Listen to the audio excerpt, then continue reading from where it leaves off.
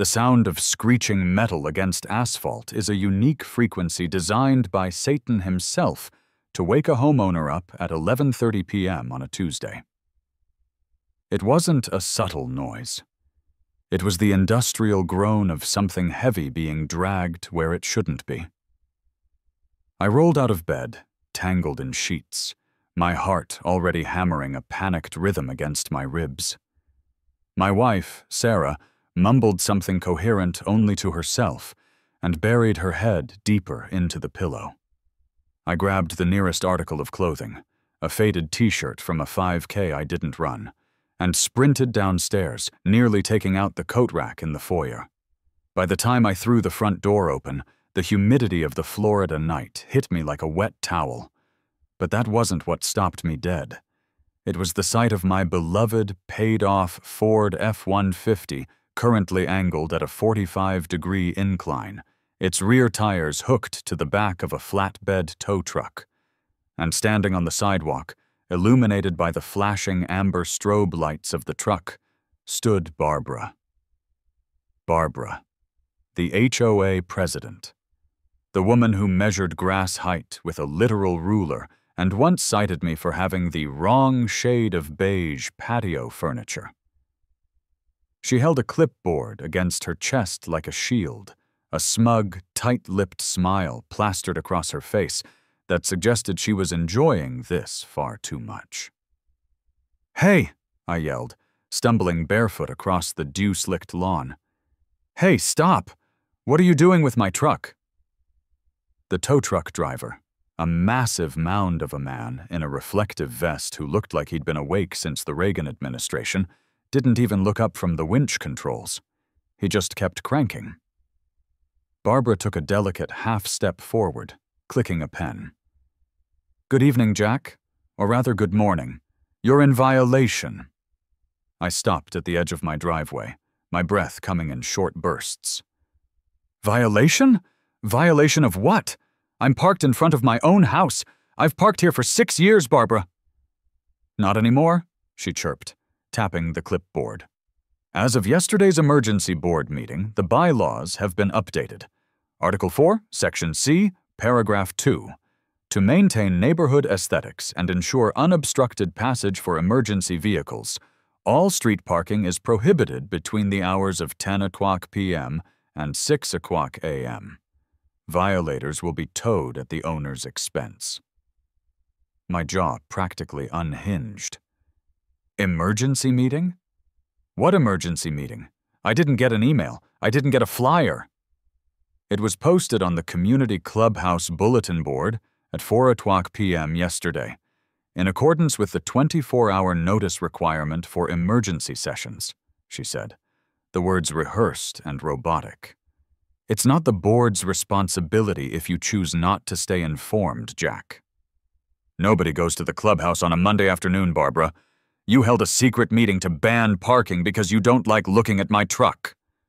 She sniffed, adjusting her glasses. "Your vehicle is substantial. It disrupts the visual flow of Oakwood Drive, and frankly, it looks aggressive." "It's a pickup truck. It's domestic. It's American," I yelled, pointing at the F-150, which was now fully secure on the flatbed. The driver began walking toward the cab. I ran to the driver's side window. "Buddy, hey, listen to me. You can't take this. I'm standing right here. This is insane. Just drop it. I'll move it into the driveway." The driver, whose name tag read Sal, leaned out the window. He smelled like stale coffee and diesel fumes. He looked tired, the kind of tired that goes bone deep. "Look, pal," Sal rumbled, his voice gravelly. "I don't make the rules. The lady with the clipboard signed the authorization. The HOA has a contract with us. Once it's hooked, it's hooked. You gotta take it up with them." "Sal, please, this is theft. They changed the rules 6 hours ago in secret." Sal shrugged, a tectonic shift of shoulders. "Take it up with the city, man. My job is to move metal. It's going to the impound lot on Industrial Way. $300 cash to get it out, plus $50 a day storage." He rolled up the window, cutting off my pleas. The diesel engine roared to life, spewing a black cloud of smoke that hung heavy in the humid air. Barbara gave a little wave, not to me, but to the truck as it pulled away, dragging my dignity with it. I stood there on the curb, barefoot, shivering despite the heat, watching my primary mode of transportation disappear around the bend of the cul-de-sac. Barbara clicked her pen again and made a notation on her clipboard. A hard lesson, Jack, but a necessary one. Order must be maintained. You'll receive the official fine in the mail within 3 business days. Good night. She turned on her heel and marched back toward her house, 3 doors down. Her perfectly manicured hedges seemed to salute her as she passed. I didn't sleep the rest of the night. I sat at the kitchen table, seething, drinking coffee that tasted like battery acid. Sarah came down at 6 a.m., saw my face, and wisely didn't ask. She just put a hand on my shoulder and poured herself a cup. "How much?" she asked quietly. $300 to get it back, plus whatever fine Barbara dreams up, probably another $100. We don't have $400 just lying around right now, Jack. Not after the AC repair last month. I know, I snapped, then immediately regretted it. I know, I'm sorry. I'll put it on the emergency card. Getting the truck back was an odyssey of humiliation. I had to Uber to the impound lot, which was located in a part of town that city planners seemed to have forgotten. It was a dusty wasteland of chain-link fences and barking junkyard dogs. The clerk behind bulletproof glass treated me with the disdain usually reserved for violent felons. I paid the $300 in cash, thank you, ATM fees, and was reunited with my truck. When I got home, the mail had already run. There it was. An envelope with the HOA crest, a stylized oak tree that looked suspiciously like a $sign. Inside was a fine for $150 for unauthorized curb usage. Total damage, $450. And the knowledge that I could never park in front of my own house again. That night, I parked in the driveway. It was tight. Sarah's SUV took up most of the space, so I had to angle the truck awkwardly, 2 wheels on the grass. The next morning, there was another note on my windshield, a warning citation from Barbara for parking on unpaved surfaces, grass. I held the yellow slip of paper in my hand, my knuckles turning white. It wasn't just about the money anymore. It was about control. It was about a petty tyrant weaponizing rules to make my life miserable. I looked at Barbara's house down the street. Her driveway was empty. Her street frontage was pristine. Something snapped inside me. It wasn't a loud snap. It was a quiet, fundamental shift in my understanding of the universe. If rules could be used as weapons, then I needed a bigger weapon. I needed to find the rules that Barbara didn't know about. I called in sick to work. I wasn't sick. I was on a mission. I was going to the county courthouse.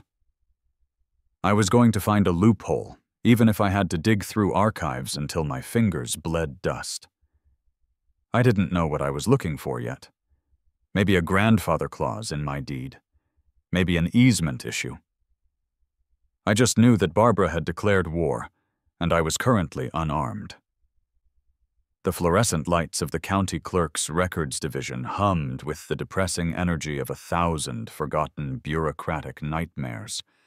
The air smelled of old paper, microfilm acetate, and despair. It was perfect. I approached the main counter, which was manned by a woman who looked like she had personally typed the Magna Carta. Her nameplate read, Mrs. Higgins. She was squinting at a computer monitor that appeared to be running DOS. "Can I help you, sweetie?" she asked, not looking away from the screen. "Yes, ma'am. I need to look at the plat maps and deed history for the Oakwood Estates subdivision, specifically Phase 2, around the cul-de-sac on Oakwood Drive." Mrs. Higgins sighed, a sound that involved her entire upper body. Phase 2. That was 86? 87? The developer was that crook, Henderson. Left half the county holding the bag on unfinished infrastructure. Hold your horses. She shuffled away and disappeared into the back rows of towering metal shelving units. I waited, tapping my fingers on the counter, my mind replaying the image of Barbara's smug face over and over. 10 minutes later, Mrs. Higgins returned, pushing a cart loaded with oversized, leather-bound books that looked like they belonged in a wizard's library. She slammed one open on the counter, dusting off the page. Here we are. Oakwood Estates, Phase 2. This is the original plat map filed in 1986. I leaned over, studying the faded blue lines. I found my lot. I found Barbara's lot. I traced the lines of the street, Oakwood Drive, which ended in the circle where we all lived. Okay, I said, tracing the boundary of the street itself. So the HOA owns the common areas, right? The community pool, the little park at the entrance. Do they own the street, too? Mrs. Higgins adjusted her bifocals. Well, that's the usual way of things in these private developments. The developer builds the roads, then deeds them over to the HOA upon completion, and the HOA is responsible for maintenance. The county doesn't want them. Too expensive to pave cul-de-sacs. She ran a gnarled finger along the legend on the side of the map. Then she stopped. She leaned closer. Huh. My heart skipped a beat. Huh? What's huh? That's odd, she muttered. She flipped back a few pages to a master index, then forward again.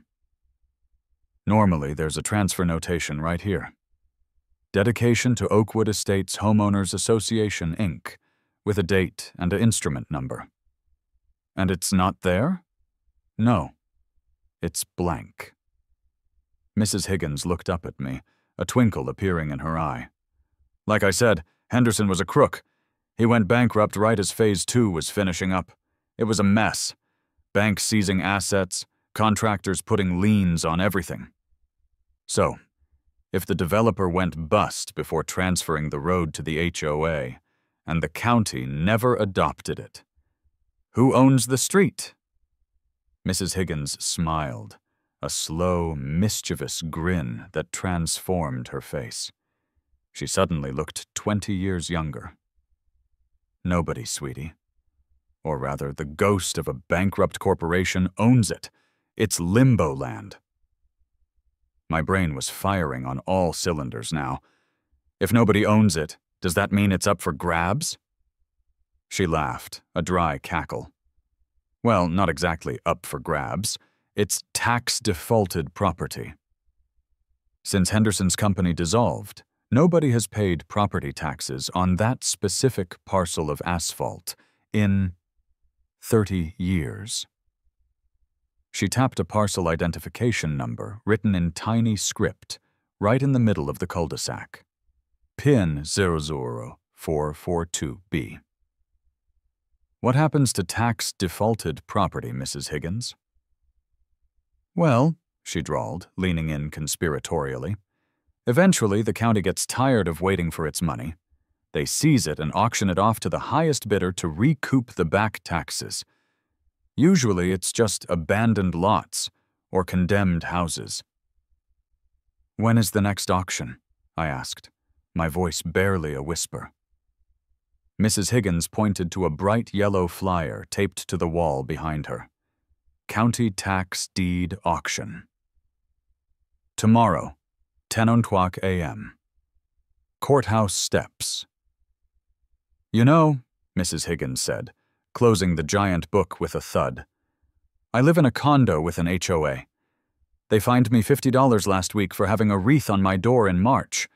Said it was seasonally inappropriate. She looked me dead in the eye. Get 'em, honey. I didn't sleep that night either. I spent the night moving money from savings to checking, researching tax deed laws, and staring at the ceiling, visualizing the map. The auction was held in a humid basement room of the courthouse, not on the steps. It was populated by about 30 people, mostly slick guys in cheap suits, looking for foreclosed homes to flip, and a few grizzled investors buying up vacant land in the sticks. They blew through the properties fast. A rundown duplex went for 80 grand. A swampy acre near the highway went for 5. Then the auctioneer, a man who spoke so fast he sounded like he was vibrating, announced the next item. All right, next up, Parcel 00442B. This is described as roadway improvements and underlying land known as Oakwood Drive, extending 400 feet from the intersection of Maple to the cul-de-sac terminus. This is marked as non-buildable, utility access only. Opening bid is the back taxes and fees, $1,150. Do I hear $1,150? Silence filled the room. The house flippers looked down at their phones. The land investors yawned. Why would anyone buy a paved street? You can't build a house on it. You can't farm it. It's just liability. If someone trips on a crack, they sue you. Come on, folks. That's a lot of asphalt for $1,000. No takers? Going once. I raised my hand. It felt like it weighed 1,000 pounds. $1,150. Heads turned. A few guys chuckled. I have $1,150 in the back. Do I hear 12? 1,200 for the driveway? More silence. A guy near the front snorted. He's going to put a lemonade stand on it. Going once at $1,150. Going twice. Sold to bidder number 42. It took 20 minutes to process the paperwork. I handed over a cashier's check. They handed me a temporary receipt. The recorded deed would be mailed in a week. I walked out of the courthouse into the blinding noon sun. I didn't just feel vindicated. I felt powerful. I felt like a feudal lord who had just acquired a key strategic territory. I owned the street. I owned the asphalt in front of my house. More importantly, I owned the asphalt in front of Barbara's house. I owned the speed bumps. I owned the curbs she was so worried about me damaging. I drove home, parking my truck right in the street, exactly where it had been towed from. I got out, patted the hood, and looked down the road. It looked different now. It looked like mine. I needed a contractor. Not just any contractor. I needed someone who wouldn't ask too many questions, someone who appreciated the fine art of sticking it to the man. I needed Tony. I found Tony the way you find all good, shady contractors, through a friend of a friend who had a cousin who knew a guy. Tony ran Apex Paving and Solutions. His reviews online were polarizing. Half were 5-star raves about his speed and price. The other half were 1-star rants about his creative interpretation of building codes. He sounded perfect. I met him at a diner out by the highway at 6:00 a.m. the next day. Tony was a mountain of a man in a grease-stained Carhartt jacket, demolishing a plate of biscuits and gravy like it owed him money. He had hands like catchers, mitts and eyes that had seen everything construction could throw at a man. "All right, Jack," he mumbled around a mouthful of biscuit. "My cousin says you got a weird job. Spit it out. I got a parking lot to stripe in 2 hours." I laid the tax deed on the Formica table between us. Tony glanced at it, wiped gravy from his beard, and picked it up. He squinted. "A tax deed. Okay. For Oakwood Drive." He looked up, confused. "You bought a street? Why the hell did you buy a street?" "Because the HOA towed my truck for parking on it." Tony stopped chewing. He stared at me for 3 full seconds, then threw his head back and let out a roar of laughter that made the waitress drop a spoon 2 tables over. It was a deep, tectonic belly laugh. No way, he wheezed, wiping a tear from his eye. You bought the whole damn street because they towed you? That is beautiful level of petty, my friend. Respect. I don't just want to own it, Tony. I want to secure it. It's private property now. I need to control access. Tony leaned in, his eyes sparkling with professional interest now. Control access? Like what? Speed bumps? Some menacing signs? No. I want a gate. A legitimate commercial-grade lift gate, like at a parking garage, with a booth. Tony whistled low. A toll booth, in a residential cul-de-sac. That's aggressive. The county will never permit that. You can't block a public right-of-way. It's not a public right-of-way, I said, tapping the deed. It's private land. The county never adopted it. As far as the zoning office is concerned, it's just a really long, oddly shaped, private driveway.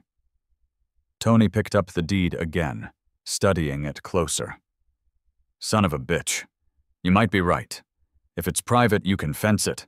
A gate is just a fence that moves. Can you do it? Can I do it? Jack, I live for this kind of nonsense. I've got an old lift arm mechanism sitting in my yard from a mall demo last year. Motor still works. I can source a prefab guard shack. We'll need concrete footings, electrical run. It won't be cheap. I don't care. How fast? If you got the cash, I can have the crew out there Saturday morning.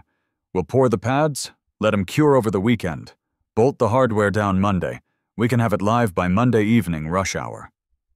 Do it. And Tony, start early on Saturday. Real early. Make as much noise as possible. Tony grinned, revealing a gold tooth in the back. We'll bring the big jackhammer. Saturday morning, 6 a.m. sharp. The sun wasn't even up yet. The neighborhood was silent, save for the chirping of crickets and the gentle hum of AC units. Then, the apocalypse arrived. Tony's crew rolled in like an invading armored division.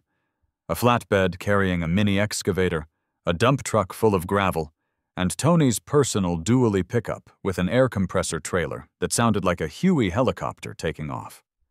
They parked right at the entrance to the cul-de-sac, where Oakwood Drive narrowed before the circle.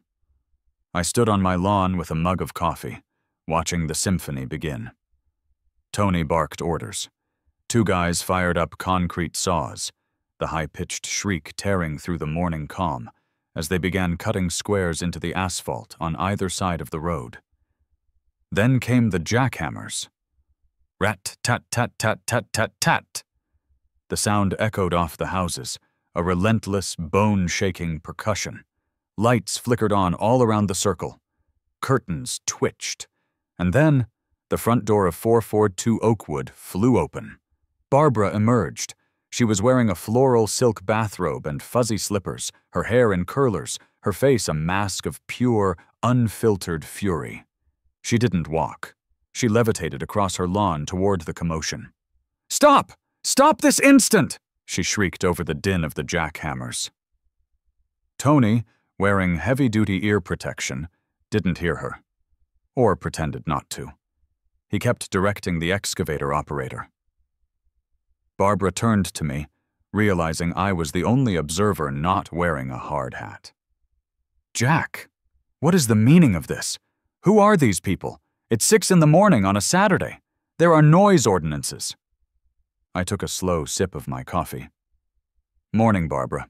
Just doing some home improvements." "Home improvements? They are destroying the street. That is HOA property." "Actually," I said, raising my voice slightly to be heard over the machinery, "it's not. Remember how you told me I needed to stay informed about property rules? I took your advice." "What are you talking about?" "Order them to stop immediately. I am calling the police. I am calling the city code enforcement." "Go ahead. We have permits." I pointed to a bright orange permit card taped to a sawhorse near the work zone. Permit number RES 24991. Installation of security fencing and access control structure on private property. The city approved it Thursday. Barbara stomped over to the permit, squinting at it. Private property? This is a public street. Nope. Bought it at auction Tuesday. It's mine. All of it. From your driveway to the stop sign up there. Her face went through a fascinating sequence of colors. Red, then pale white, then a splotchy purple. You bought the street? You can't buy a street? I did. And since there was a nasty incident with a vehicle theft recently, my truck, you might recall, I've decided to upgrade security on my land. Tony killed the jackhammer for a moment to inspect the hole. The silence was sudden and deafening. Barbara seized the opportunity. You are insane! You cannot block access to our homes! This is illegal detention! I'm not blocking access, Barbara, I said soothingly. I'm just managing it. Don't worry, you'll still be able to get to your house. Eventually. Tony walked over, wiping sweat and concrete dust from his forehead. He towered over Barbara. Everything all right here, boss? He asked me, ignoring her completely. Yeah, Tony. Just explaining the new neighborhood layout to the former HOA president. Keep up the good work. The structural integrity for the tolling equipment is paramount. Tolling equipment? Barbara whispered, her voice cracking. Big heavy gate needs a deep foundation, ma'am, Tony rumbled, spitting on the ground. He turned back to his crew. All right, let's get the rebar in. Burn daylight. The jackhammers started up again. Barbara stood there, vibrating with impotent rage, her authority shattered by 90 decibels of industrial noise. She looked small. She looked defeated. It was the best cup of coffee I'd ever had. By Sunday evening, the concrete pads had cured. By Monday afternoon, the hardware was installed. It was magnificent. A 12-foot, yellow and black striped aluminum lift arm stretched across the entire width of Oakwood Drive. Next to it sat a small, prefabricated fiberglass booth, about 4 feet by 4 feet, with a sliding glass window and a little heater inside. I spent Sunday night painting. On the side of the booth facing incoming traffic, I stenciled a large sign in neat white letters. Private Drive. Access Control Point. Resident toll, $10 per entry. Guests, deliveries, $1,500. HOA board members, current and past, $50. Payment due upon entry. No crashing. I powered up the system. The gate arm hummed to life, lowering into its cradle with a satisfying clunk. The red LED light on the booth flickered on. The trap was set. Monday morning, 7:30 a.m., the height of the morning rush. The sun was shining. Birds were singing, and I was sitting in my little booth on a folding chair, sipping coffee and reading the newspaper. The first victim was Mr. Henderson from 448. Nice guy. Drove a beige Camry, always waved. He slowly approached the gate, stopped, and stared. I slid the window open. Morning, Ted, I chirped. Ted rolled down his window. He looked bewildered. Jack? What is this? Is this a joke for the block party? No joke, Ted. Welcome to the Oakwood Drive private access way. That'll be $10. $10? To get to my house? To drive on my road to get to your house. You can walk for free, though. Park on the main road and hoof it. Ted blinked. Jack, I'm late for work. Is this about Barbara and the towing thing? Because that was messed up, man. We all thought so. I sighed. Ted was collateral damage. Yeah, it is. Look, Ted, because you're a good neighbor, and you let me borrow your pressure washer that one time. Here. I handed him a small white sticker with an RFID chip in it that I'd bought online in bulk. Stick this on your windshield. It'll open the gate automatically, on the house. Don't tell Barbara. Ted took the sticker, looking relieved and slightly conspiratorial. "Thanks, Jack. Stick it to her." He slapped the sticker on, the gate rose, and he drove through. One ally secured. The next 3 cars were similar. Good neighbors who hated the HOA as much as I did. I handed out free passes like candy. They all laughed, gave me a thumbs up, and went on their way. Then, at 8:15 a.m., the white Mercedes SUV approached. Barbara. She stopped 10 feet from the gate. I could see her furiously talking on her phone, gesturing wildly through the windshield. She didn't pull up to the booth. She just sat there, leaning on her horn. Honk! I didn't move. I turned a page in my newspaper. Honk! Other neighbors were now lining up behind her, trapped. The cul-de-sac was becoming a parking lot. Finally, Barbara's door flew open. She marched up to the booth, phone still pressed to her ear. "The police are on their way, Jack. You are going to jail. Kidnapping, extortion, domestic terrorism." I slid the window open an inch. "Good morning, Barbara. The toll for HOA board members is $50. Cash or card? I finally got the Square reader working on my phone. I am not paying you $50 to drive to my own home. Open this gate right now." "Can't do it. Company policy. And keep your voice down. You're disturbing the toll collector." Sirens wailed in the distance, getting closer fast. 2 cruisers whipped around the corner onto Maple, turning onto Oakwood, their lights flashing blue and red against the morning sky. Barbara pointed triumphantly. "Now you'll see. Officers, over here, arrest this man." 2 cops got out. One was younger, looking tense, hand resting near his holster. The other was older. Sergeant Miller, a guy who looked like he'd broken up 1,000 domestic disputes and was just hoping to make it to retirement without a coronary. Sergeant Miller walked up to the booth, eyeing the setup with a mixture of confusion and weariness. Barbara was practically vibrating beside him. "Officer, thank God you're here. This man has barricaded the street. He's holding us hostage. He's demanding ransom." Sergeant Miller held up a hand to silence her. He leaned down to my window. "Sir, you want to explain what's going on here? You can't just block a public street." I remained seated. I calmly reached into a manila folder next to me and pulled out 3 documents. "Morning, Sergeant. I absolutely agree. You cannot block a public street. Fortunately, this isn't one."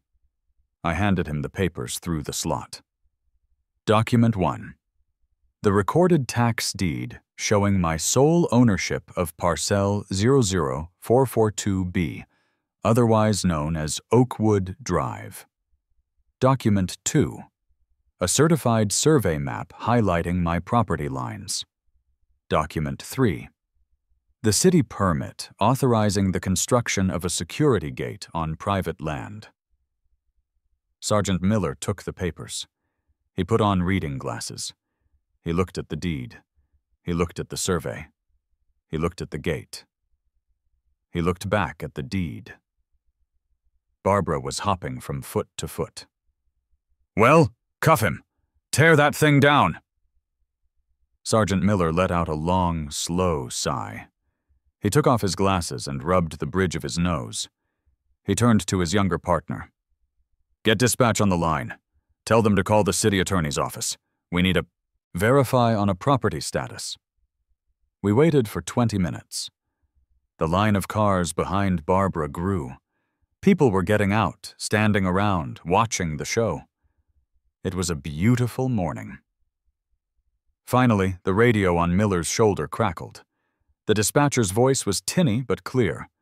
"Unit 41, city attorney confirms. Parcel is private. No record of municipal adoption. Permit is valid." Sergeant Miller closed his eyes for a second, accepting his fate. He handed the papers back to me. "All right. It checks out. Barbara shrieked. It was a sound that probably shattered windows 3 streets over. What?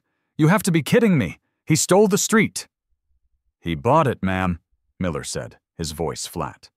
At a public auction. It's his property. It's a civil matter now. We can't enforce HOA bylaws, and we can't make him open a gate on his own land. But how do I get home? Barbara stammered, all the air rushing out of her. Officer Miller looked at the sign on the booth, then down at Barbara. A tiny ghost of a smile touched his lips. Well, ma'am, he said, hitching up his belt. Looks like the toll is $50. Barbara looked at the cop. She looked at me, sitting snug in my booth. She looked at the line of angry neighbors behind her, who were now honking at her to move. With trembling hands, she reached into her purse and pulled out a crisp $50 bill. She shoved it through the slot. Thank you for your patronage, I said cheerily, taking the cash. I pressed the button. The gate arm rose smoothly. Barbara peeled out, her tires chirping on my asphalt. The cops left. The neighbors behind Barbara rolled up. They were laughing. They paid their $10 gladly, some offering tips. I was in business. The first week was pure adrenaline. I was the king of the cul-de-sac. The Toll Road War, as the local paper dubbed it, was national news. I did interviews with CNN and Fox News from inside my booth. But running a 24-hour toll plaza is exhausting. By week 2, I hired Kevin, a sullen teenager from down the block, to man the night shift and weekends. I paid him $15 an hour, which he mostly spent on vape pods and energy drinks, sitting in the booth watching TikToks. The economics started to get weird. Most of the neighbors had their free passes. Delivery drivers were a problem. UPS and FedEx figured it out quick. Their corporate offices just set up accounts with me. I'd scan their trucks and bill them monthly. The real chaos was the services. Tuesday was trash day. The big municipal garbage truck rumbled down Maple Street and stopped at my gate. The driver, a guy named Stan I'd known for years, leaned out. Jack, come on, man. I gotta empty the bins. Sorry, Stan. Commercial vehicle fee, $15. I don't carry cash. The city pays me. Have your supervisor call me to set up an account. Stan shrugged and backed the truck up. He skipped our entire cul-de-sac. By that evening, the curbs were overflowing with garbage cans. The smell in the summer heat was ripe. Barbara's cans were particularly full. Wednesday, a lawn crew showed up for the HOA common areas. They refused to pay the toll. They left. The grass at the entrance began to grow shaggy, an ironic counterpoint to Barbara's obsession with neatness. Then came the legal assault. The HOA, led by a foaming-at-the-mouth Barbara, sued me. They sought an emergency injunction to remove the gate, claiming an implied easement of necessity. I hired a lawyer, a shark named Saul, who wore expensive suits and hated HOAs almost as much as I did. We went to court. The judge was unamused by the whole spectacle. Barbara's lawyer gave a passionate speech about community standards and the right to free movement. Then Saul stood up. He didn't talk about feelings. He talked about property rights. He threw down the tax deed like an ace of spades. Your Honor, Saul said, pacing the courtroom, the plaintiffs had 30 years to adopt this road. They refused because they didn't want the financial burden of maintaining it. Now that my client has taken on that burden, they want the benefit for free. That is not how property law works in this country. The judge agreed. Injunction denied. The HOA was hemorrhaging money on legal fees. To recoup costs, they announced a special assessment of $500 per household. The neighborhood went nuclear. The HOA meeting that month was less a meeting and more a gladiatorial combat zone. People were screaming at Barbara. She was losing her grip, but I wasn't done. I decided to deploy the nuclear option of malicious compliance. I had Saul draft a legal document, a very expensive-looking invoice. I sent it via certified mail to Barbara as president of the HOA. Invoice from Jack Daniels, owner/operator, Oakwood Drive, private. Way 2, Oakwood Estates, HOA services rendered. Retroactive street usage fee, 30 years at $5,000 year, $150,000. Current month maintenance, street sweeping, pothole inspection. $2,500, stormwater runoff management fee, $1,000. Total due, $153,500. Payment due in 30 days. Late fees apply. I knew they couldn't pay it. That wasn't the point. The point was the panic. The end came on a rainy Thursday in the 3rd week. Barbara was desperate. The trash was piling up. Her lawn service couldn't get in. The other board members had resigned in disgrace. She was alone. I was in the booth, watching the rain streak down the glass. I saw Barbara's white Mercedes slowly approach down Maple Street. She didn't signal to turn onto Oakwood Drive. Instead, she hopped the curb about 50 feet before the gate, driving onto the soaking wet community common area grass, trying to bypass my toll booth completely. It was a bold move. It was also a stupid one. It had been raining for 2 days. The ground was saturated. And unbeknownst to Barbara, Tony and I had done a little extra landscaping when we built the booth. We dug a shallow drainage ditch along the edge of the road, on my property, just in case someone tried this exact maneuver. It was currently filled with mud and water. I watched with morbid fascination as the front wheels of the pristine white Mercedes dipped into the hidden ditch.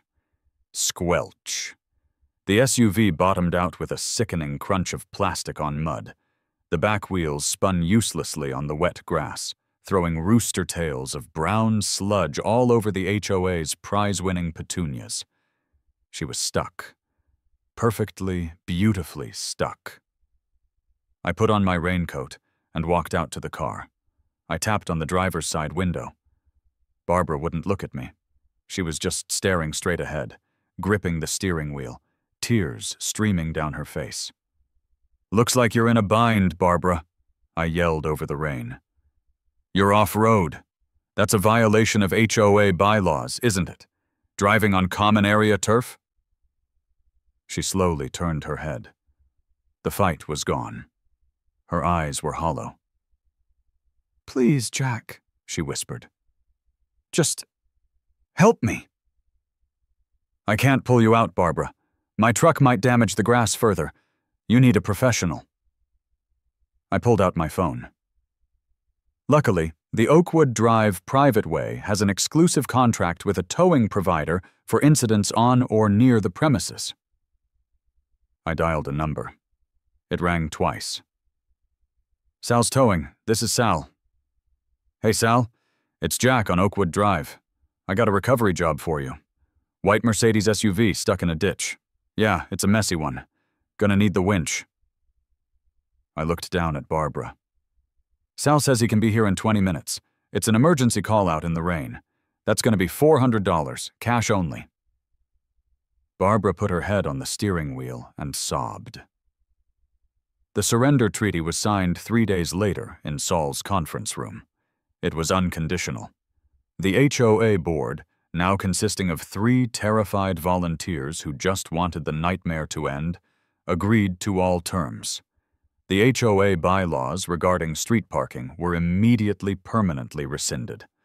All fines issued to me were vacated and refunded with interest. Barbara was permanently barred from holding any HOA office ever again. And finally, the main clause. The HOA agreed to purchase Parcel 00442B, Oakwood Drive, from me. The price? $100,000. They had to empty their entire capital reserve fund and take out a small business loan to cover it. A week later, Tony came back out. It took him about 2 hours to unbolt the gate and hoist the booth onto his flatbed. He bought it back from me for half price, said he had another client in a feud with a neighboring business who was interested. I stood on my front lawn that evening. The air was clear, the birds were chirping. The street was open. The trash cans were empty. I held a cold beer in one hand and the check for $100 grand in the other. A rumbling sound approached. It was my neighbor, Ted, in his beige Camry. He slowed down as he passed my house, rolling down his window. "Hey, Jack, Gates, gone? End of an era, huh?" "Yeah, Ted. Had to cash out. The overhead was killing me." Ted laughed. "You're a legend, man. You know Barbara put her house up for sale yesterday? Moving to a condo in Boca. Hope they have a strict HOA, I said, raising my bottle. Ted drove on, parking his car in front of his house, on the street. I walked down the driveway to my F-150. I started it up, the V8 engine purring. I backed it out of the driveway and parked it right in front of my house, 2 wheels perfectly aligned with the curb. It was a beautiful sight. It looked aggressive. It disrupted the visual flow of the neighborhood. It looked like victory.